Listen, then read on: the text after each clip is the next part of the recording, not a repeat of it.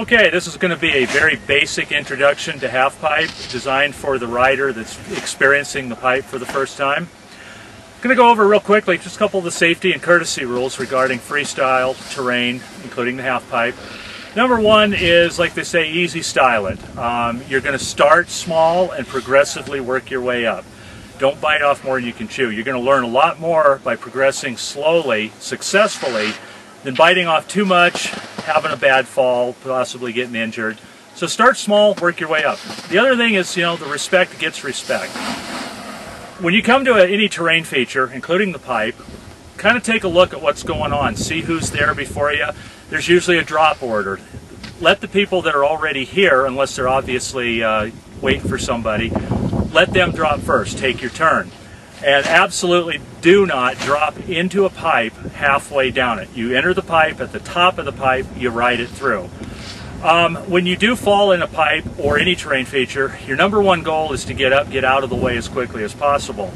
I will add one caveat to the pipe though. If you fall down in the pipe and you've got another rider that's coming down the pipe right behind you, stand up, stay stationary, let that rider get past you, because it's a lot easier to avoid a stationary object than if you get up and start moving in an unpredictable manner. So get yourself up as quickly as possible, take a look around you, let the rider that's right behind you get past you, get on out of the pipe. Call your drop too. That's something a lot of people don't do, is just a simple yell out dropping. That kind of gives everybody a heads up of who's going. When you drop a half pipe, as a beginner rider, you're not going to have to wait as long for somebody to get down the pipe as the more advanced rider, because you're not going to be riding that fast.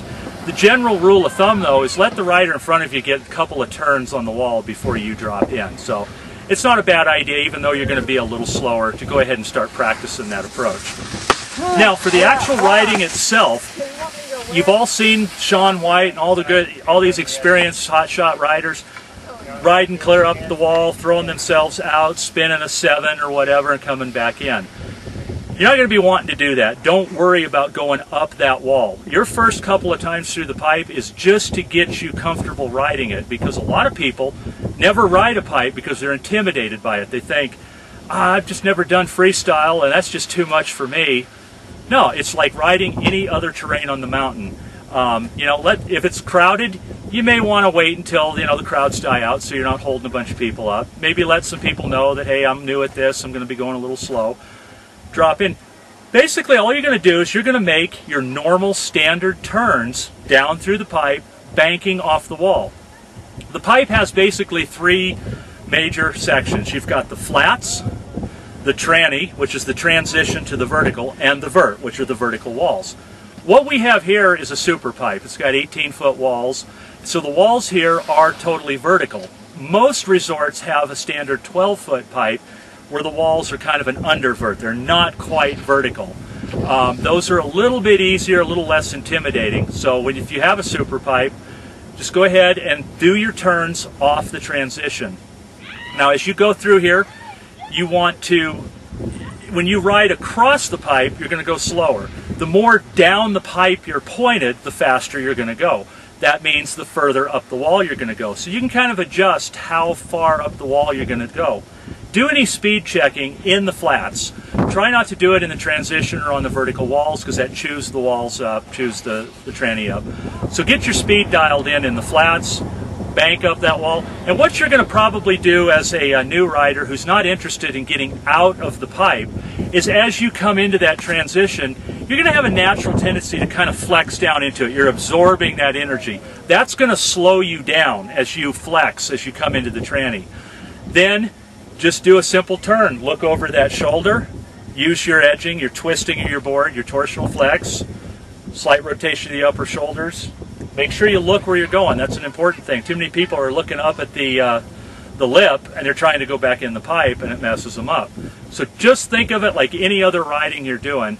And that's what I'm going to demonstrate. Is I'm not going to go very far up the wall, probably not up the wall at all. I'm going to just demonstrate what I would like to see a beginner pipe rider do the first couple of times through the pipe. With that, I'm going to go ahead and strap in and drop in through the pipe. God fucking damn it!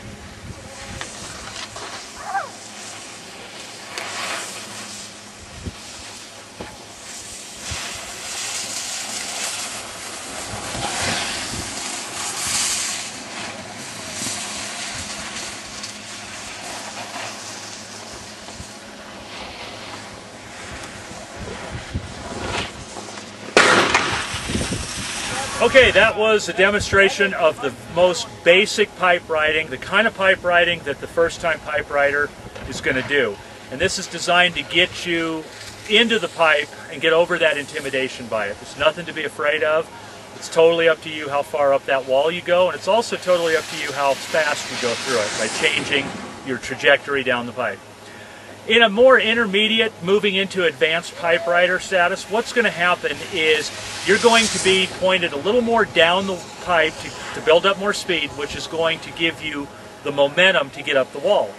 And instead of flexing into the tranny like I was doing to bleed speed off, the more advanced rider, he's going to be flexed as he rides across the flats, and as the nose starts coming into the tranny, he's going to start extending. It's called pumping the tranny. You're going to start extending, and as that board travels up the wall, it's going to be pointed pretty much straight up that wall, you know, slight angle. What's going to happen then is as the board starts to stall out, the rider's going to want to look over his shoulder if he's turning back to his heel side. You want to do an edge change. So as that board goes up, you're going to do what we call down unweighting. It's basically you're kind of getting down like that, and it's unweighting the board, pulling it off the wall. When you do that, that rotation of your shoulder, you're going to spin that 180. When you get pointed back into the pipe, you're going to extend those legs, remake contact with the wall, hopefully on the new edge. So as a regular rider, I ride up the right side of the pipe on my toe edge, make the turn, ride down it on my heel edge. Ride across the left wall up on my heel edge, make the turn to the toe edge. Something to remember about pipe, not always are you going to make that edge change successfully. If you don't fight it. A lot of people try to force that edge change and end up catching and falling. If you don't quite make the edge change, go ahead and ride it back down on the edge you rode up on. Sometimes it doesn't work out. Try again next time.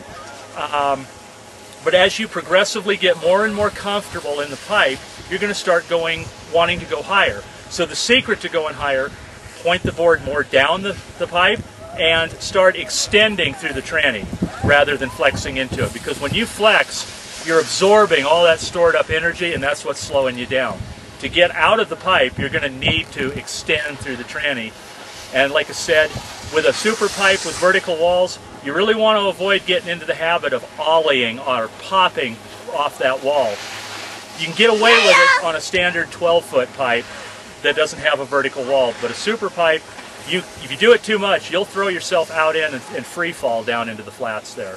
So just a word of caution there. So for the basic rider, just work on those turns. It's most important to get your turn shape down more than the timing if you're waiting or you're flexing and you're extending. So with that, that pretty much concludes your basic intro to